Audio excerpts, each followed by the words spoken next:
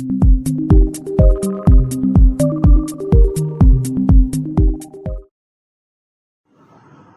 वालेकुम बच्चों, उम्मीद है आप सब खैरियत से होंगे, ठीक ठाक होंगे। और दोबारा मुलाकात हो रही है आज आप लोगों से। हम मेरी पिछली वीडियो आप लोगों ने देखी थी, उसमें हमने सिंपल हार्मोनिक मोशन का पहला केस पढ़ा था, mass attach to a spring case, ठीक है। और अब हम आ रहे हैं motion of a simple pendulum, ठीक है। This is another example of simple harmonic motion. और मैंने उस पिछली वीडियो में आपको बताया था कि हम आगे जो examples of simple harmonic motion पढ़ेंगे तो उनकी जो एक्सप्लेनेशन है वो बिल्कुल वही है जो मेरी पिछली वीडियो में थी। ये वही बोर्ड का राइट साइड है जो उस वीडियो में था, ठीक है। ये वही एक्सप्लेनेशन होगी, सिर्फ हम यहाँ पर जो मैं एग्जांपल डिस्कस करूँगी वो डिफरेंट होगी, थोड़ा सा उसके डेरिवेशन फर्क होगा।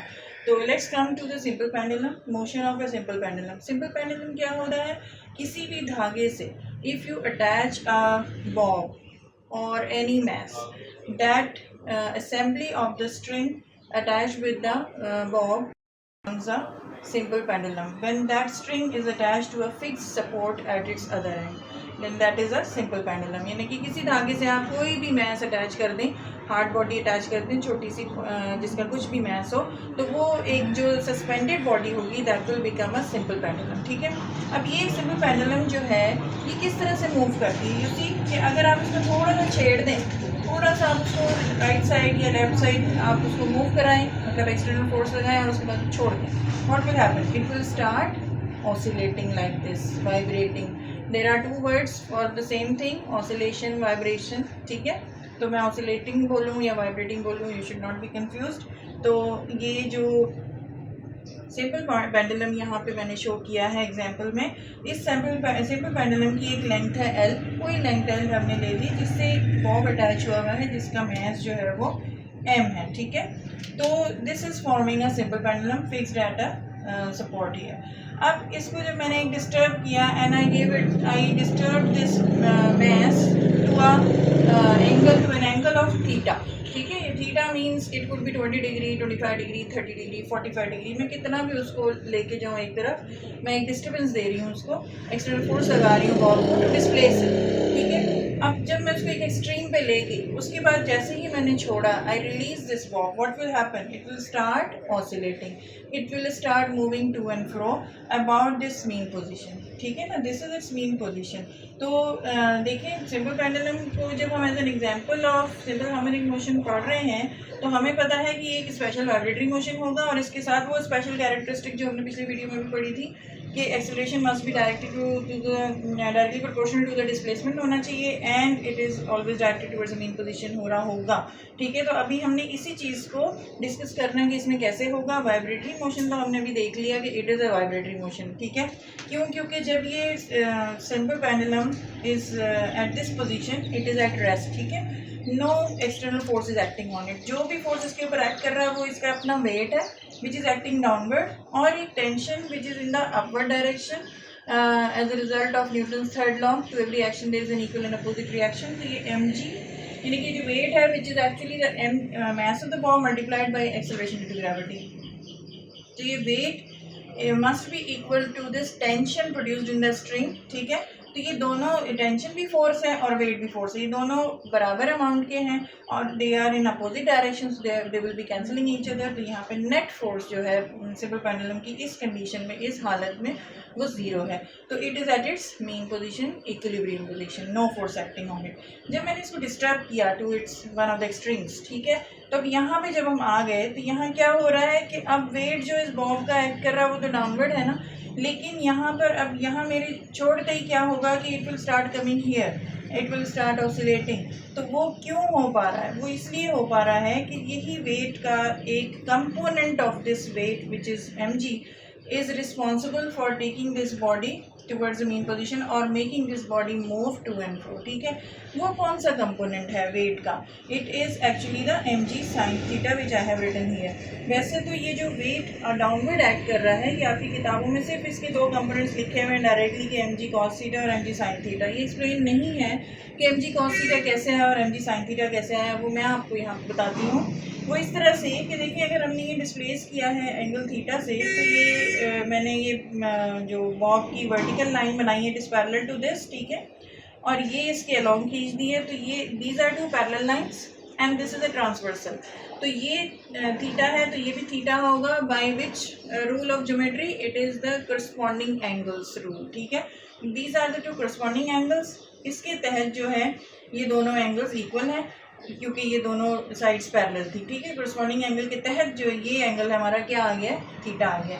अब अगर हम यहाँ से ये जो वेट था बॉब का, यहाँ से हम एक परपेंडिकुलर ड्रॉ करें इस लाइन पे, ठीक है, तो ये एक हमें राइट ट्रायंगल मिल जाता है। और इसी तरह से जब बॉब इधर आ रहा होता है तो इस लाइन पे भी हम यहाँ से ही एक परपेंडिकुलर ड्रॉ कर लेते हैं। ठीक है, अब हम इसको पहले डिस्कस करते हैं कि वी सी दैट कि यहाँ पर ये अगर एंगल थीटा है तो इसकी अपोजिट परपेंडिकुलर साइड जो है, अपोजिट साइड जो है वो क्या कहलाएगी, perpendicular by the trigonometric rule.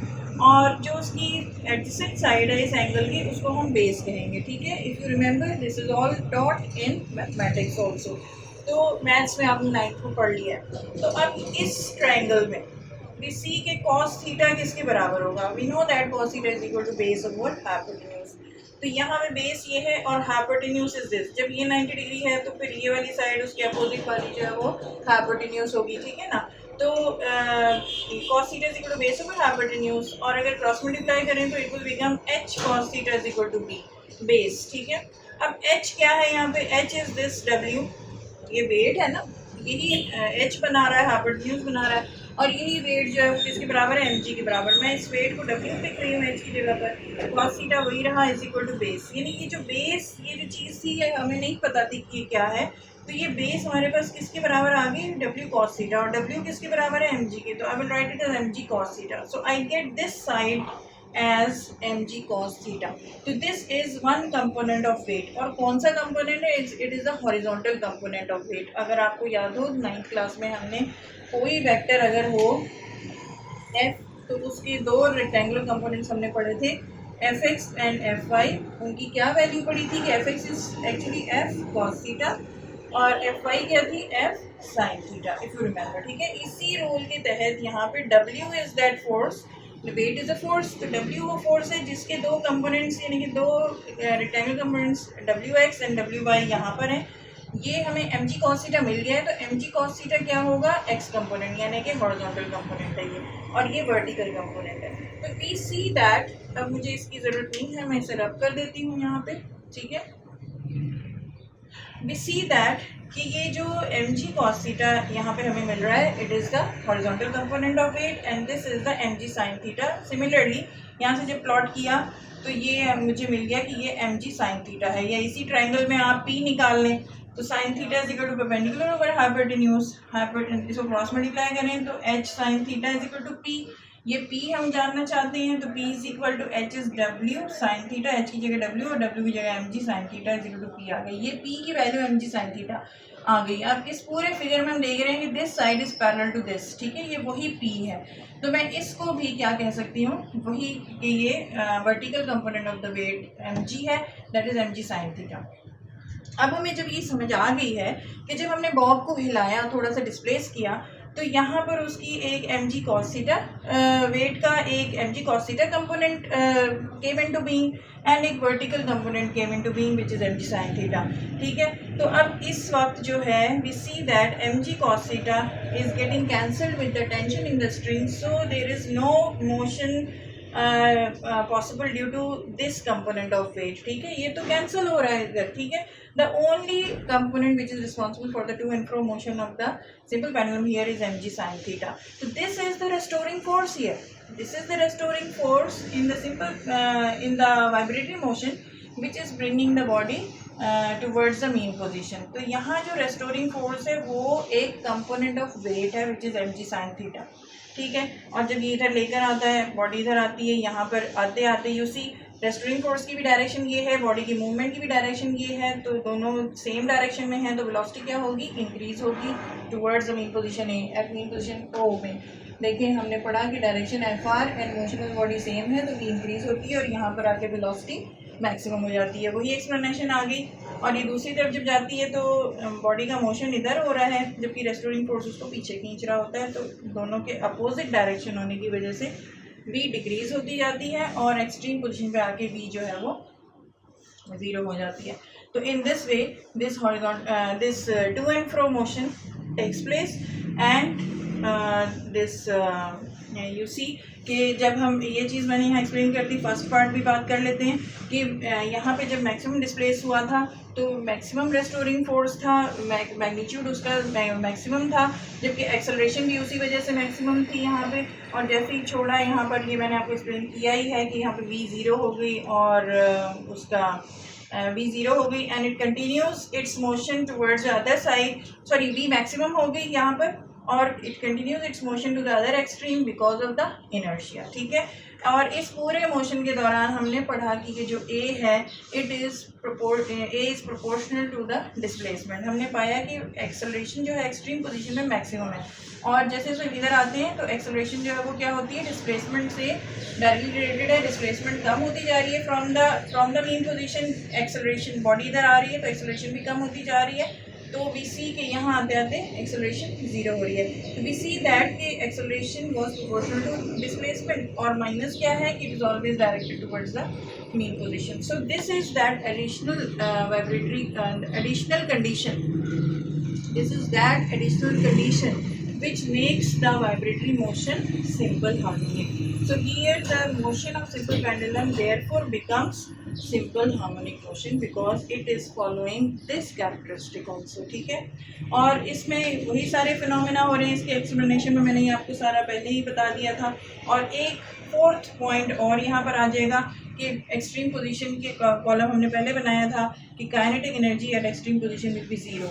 ये एक्सट्रीम पोजीशन में काइनेटिक एनर्जी ज़ीरो क्यों हो जाएगी, क्योंकि यहाँ पर आपका वेलोसिटी जो है वो क्या है, यहाँ पे ज़ीरो है। और काइनेटिक एनर्जी क्या होती है, काइनेटिक एनर्जी का अगर आपको फॉर्मूला याद हो तो इट इज़ हाफ mv²।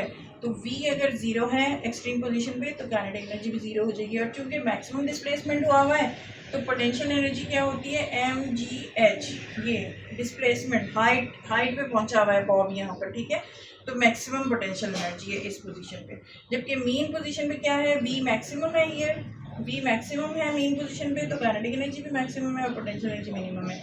यही सेम चीज़ें जो हैं वो आपके मैस स्प्रिंग सिस्टम जो हमने पिछले वीडियो में देखा था उसमें भी ये सारे पॉइंट्स के साथ एक फोर्थ पॉइंट ये भी है कि उसमें भी एक्सट्रीम पोजीशन में काइनेटिक एनर्जी ज़ीरो होती है और पोटेंशियल एनर्जी मैक्सिमम होती है, जबकि मीन पोजीशन में काइनेटिक एनर्जी मैक्सिमम और पोटेंशियल एनर्जी मिनिमम होती है। ठीक है, so that is all about the simple pendulum here और simple pendulum acting as a simple harmonic motion. और आपकी बुक में एक और छोटी सी एग्जांपल दी हुई है, वो है बॉल एंड बॉल सिस्टम। यानी कि एक उन्होंने बॉल ले लिया और उसमें एक बॉल रख लिया और उसको अगर हम डिस्प्लेस करें राइट साइड या लेफ़्ट साइड और उस पर छोड़ दें तो इट स्टार्ट्स ऑसिलेटिंग अगेन। तो यहाँ पे भी जो टू एंड फ्रो मोशन हो रहा है that is also a simple harmonic motion taking place. क्यों, इसलिए कि यहाँ पे भी ये देखिए इस वक्त जब हमने बॉल को इस बॉल में रखा हुआ है तो it is at its mean position, no net force is acting on it. जो जितना वेट है उतना ही उसके ऊपर अपवर्ड नॉर्मल फोर्स लग रहा है, आई एम गेटिंग कैंसल्ड। ठीक है, अब जैसे ही हम इधर इसको एक एक्सट्रीम पे ले जाते हैं, हमने एक एक्सटर्नल फोर्स लगाया जो मैक्सिमम है। ठीक है, और मैक्सिमम है तो एक्सेलरेशन भी मैक्सिमम है और ये डिस्प्लेस हुआ हुआ है मैक्सिमम, तो एक्सेलरेशन जो है वो डिस्प्लेसमेंट के डायरेक्टली प्रोपोर्शनल भी आई है क्योंकि ए भी मैक्सिमम हुआ हुआ है। जैसे ही छोड़ेंगे तो क्या होगा कि डिस्प्लेसमेंट कम होती जाएगी और ए भी कम होता जाएगा और यहाँ आते आते क्या होगा, वेलोसिटी मैक्सिमम ए ज़ीरो। ठीक है, और इनर्शिया की वजह से वेलोसिटी मैक्सिमम में it will go to the other extreme, ऊपर जाएगी और वही सेम एक्सेलरेशन जो ये सारा है it will keep on oscillating until the frictional forces bring this ball to a stop here in this ball and ball system. So here we come to the end of this these few examples of simple harmonic motion. उम्मीद है आपको समझ आई होगी और ये board आप लोग एक दफ़ा और देख लें, ये आपके सामने है सारी चीज़ें। ठीक है, और इसके बाद जो अगले आर्टिकल्स हैं वो इससे थोड़े हटके हैं, डिफरेंट हैं, वो हम अगली वीडियो में देखेंगे। उम्मीद है समझ आई होगी आप लोगों को और समझ आई है, पसंद आई है तो लाइक करें, शेयर करें, सब्सक्राइब करें।